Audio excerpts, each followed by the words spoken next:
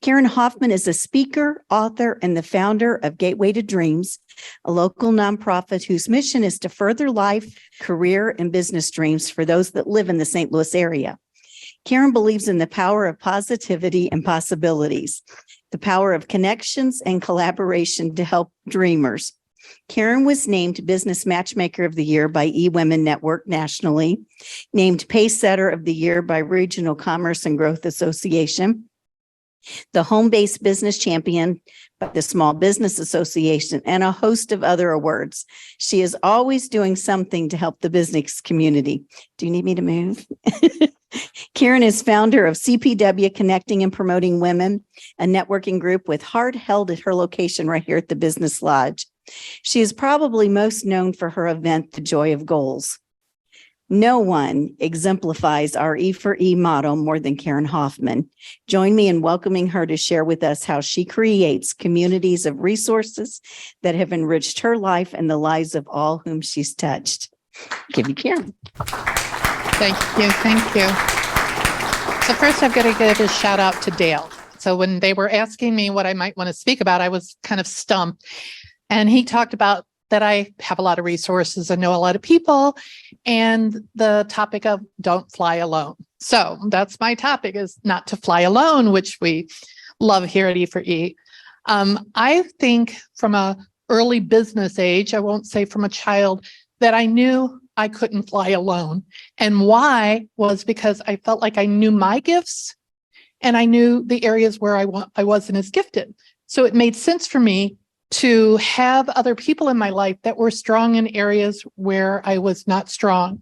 I have a past in publishing magazine, so I had editors and graphic designers. I couldn't draw, wasn't an editor, but I had these people in my life that were strong in areas I was not. I helped start another nonprofit called ESPW, and that was one of our mantras back in the day when we started, was we were all going to use our strengths. We were not going to, in fact, one of the things about volunteering for ESPW and for Gateway to Dreams is don't volunteer something you can do, volunteer something you love to do.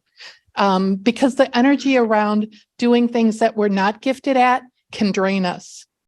So, and then when I found the E4E world, where Bill and Mason and Will and all, I can't remember everybody from back in the day, but their whole philosophy was getting up in front of a group and sharing information, ideas, ways that we can be stronger. So for me, I needed people around me. I'm not the Lone Ranger. I am not that person. So, along the way, I have had a real passion for being a connector. And the other part is finding out what somebody needs or wants, because chances are I may know somebody. I've got a pretty big database. And so I realized a few years ago, I was working on a book with a woman named Bobby Linkamer. And I don't remember what the book was now.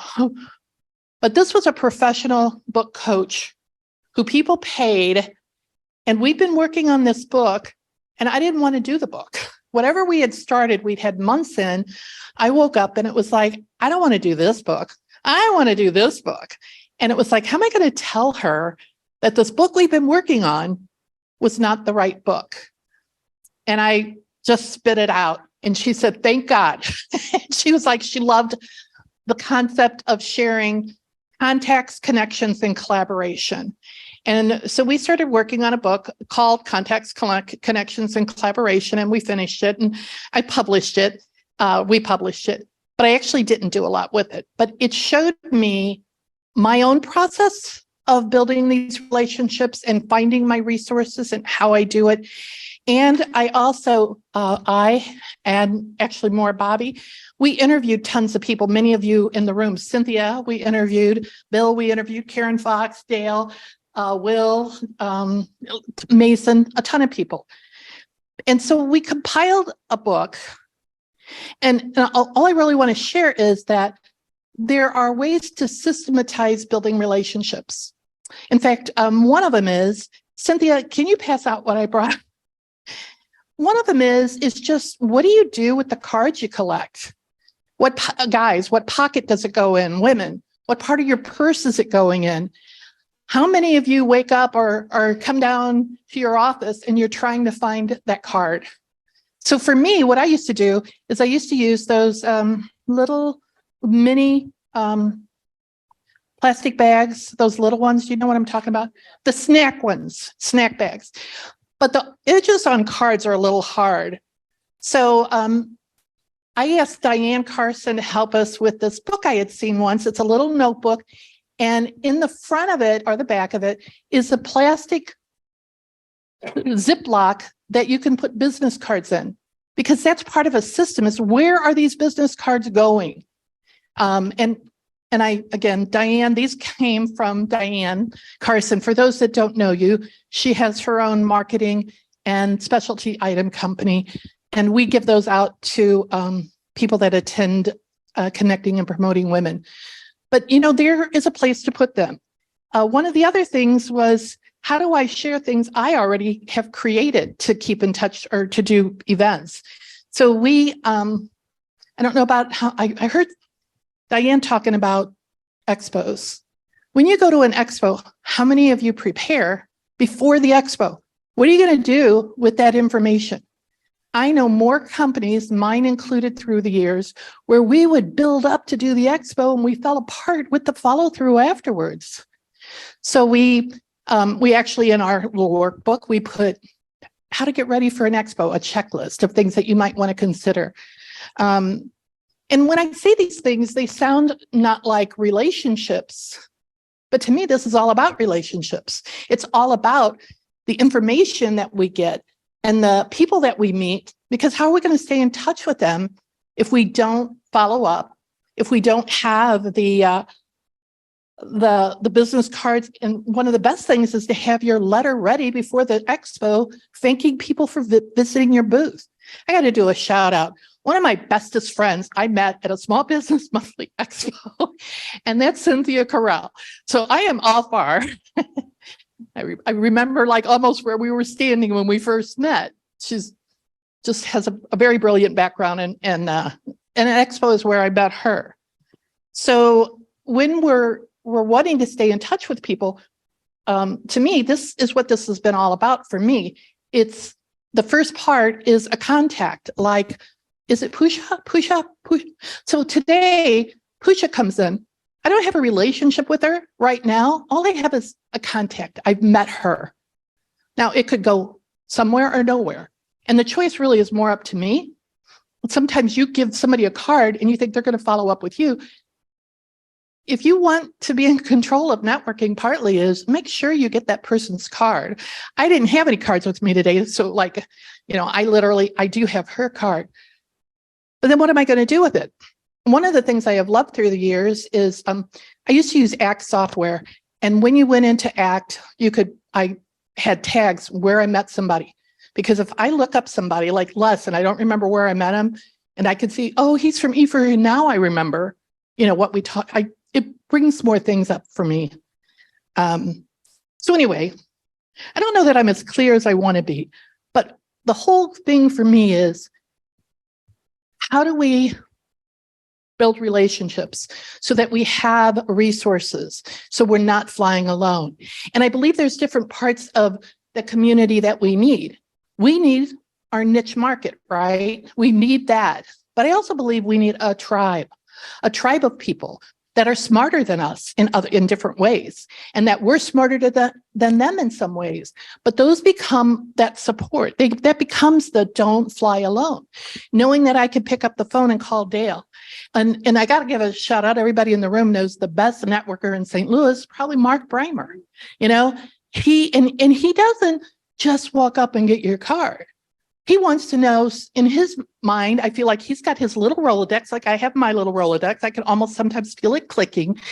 But it's like, what's going on? How might I help you? And I don't know exactly what you say, Mark, but his attitude is that of, how can I serve you? Who do I know? And how many of us have been introduced to somebody by Bill or another master, that we have recently lost Jim in Canada. Jim, I know I received more referrals from Jim than anyone I think I've ever met. He had that brain. It was meet people, servant's heart, and how do we help them? So we do have a tribe. I mentioned the checklist for the expo. If you're going to an event you've never gone to before, I want to ask the room, what do you do to get ready for an event you've never been to before? Anyone? Mark. I just make sure I have a variety of information available since I don't know what I'm walking into. So I'm able to handle any, questions or in my area, facets of the business that might be part of their questions. So they can leave with all the right information they need. All right. Anyone else? You're going to e4e for the first time. Are you going to an RCG? Well, I don't even know if it's called that anymore, but it used to be the Regional Commerce Growth Association. What else can you do to be prepared? Bill. So, and I think this from many years ago. Many years ago, there was a presentation by a speaker here in town, Sam Black. And so, okay, Dale knows her. I know in Florida. Okay. We stay connected. Right. Yeah. So I'm pretty sure it was Sam who did a presentation on going to, what do you do when you walk into a room and you don't know anybody? How do you prepare for that? And I think her strategy was she wrote out a list of questions, and the list of questions had something to do sometimes with current events, sometimes with, depending on the crowd, what the Cardinals are doing, what's been in the news lately, things like that, where she could use those as entrees to engage to prompt conversation. That's all it takes, is something like this, and people just take off. So I like those. And there was one in the research for this book that I thought was kind of brilliant. So they went a little bit deeper about the association. Who's the president of this group that we're going to attend? Who's their membership person? Reach out and say, I'm going to be attending an event for the first time. Who in your organization do you think would be the best person for me to connect with? Would you introduce me? I thought that was freaking brilliant. It's like maximizing our time and making a warm connection instead of walking up to someone cold and say, I heard I should meet you, having someone introduce you. So, having a list of questions, preparing yourself. Some of the other things that we put in the book was know where you're going. How many times have you gone somewhere and you found out maybe parking was a little bit more difficult than you thought and you ran late? And there is energy around us. And when we run late, that energy goes from nice and positive to a rush and hurried energy. In fact, one of the things we say in the book is, in your car, just take a moment and breathe before you get out. Let's see here. Got just a couple more minutes here. One of the things I wanted to read is from our book. There was it's the founder, I think, of the ACT software. In an article in Forbes, Mike Mahoney, co-inventor of ACT, a popular contact management system, which is kind of dated now, but he stressed the role relationships play in business. Relationships determine the job offers you'll get, the consulting contracts you'll win, and the business opportunities you'll be presented with. Yet too many of us don't think strategically about how to cultivate meaningful connections. We just kind of meander along and know we have to make friends and acquaintances, but we don't really think about it. And I think for me, it's a big deal. I love people. I'm a people lover. And making these connections are more important to me than making contacts. Building relationships is more important to me than having just the business card. So all I have to say is, don't fly alone. And I'd like to ask, does anybody want this free copy? And I'm going to actually be doing a little test on you. Does anybody want this free copy? Does anybody want this free copy? Does anybody want this free copy? Does anybody want this free copy? Okay, I want all of you to think of what's going through your head right now and if you really want it or not. Do you want this free copy of my book? It's really good. It's really, really good because I didn't write it. Bobby and I did. No one is getting up. I've never had a group go so long on this. So I think I have 2 minutes left, maybe. I want your brains to go back to when I said that. What happened in your brain? Some of you said, I don't want our book. Okay, good. But for those that did want it, did you expect me just to come over and hand it to you? Did you think that you didn't have to do anything in life? We need to take action. And Bill's somebody that talks about that. We got to take action. Thank you.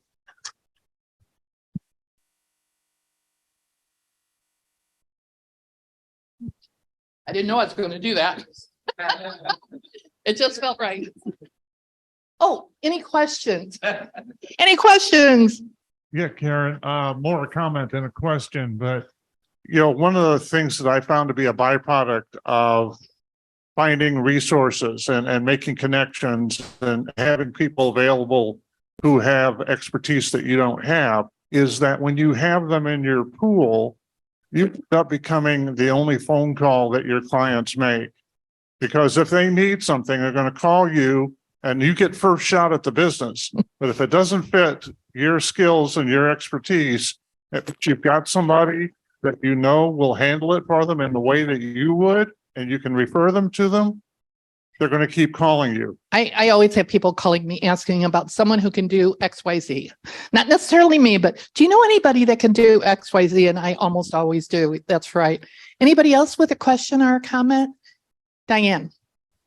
Karen, I just want to say that you're the best connector I know, and so is Karen Fox. And I just appreciate, I know that when I refer someone to you, you're going to follow up, and that's really very important. Thank you. Russ.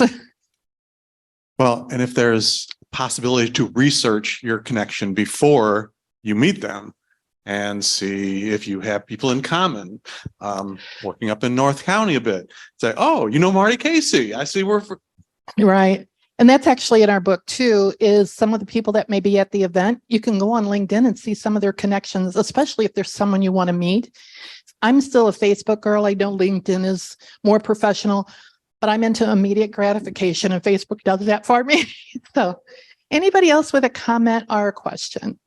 And by the way, the book we've reissued, we're doing it partly as a fundraiser for Gateway to Dreams too. So if you know anybody that might want some books, we'll let you know or get it to you. And Steve, you ready to take over? Thank you guys. Thanks, Dale.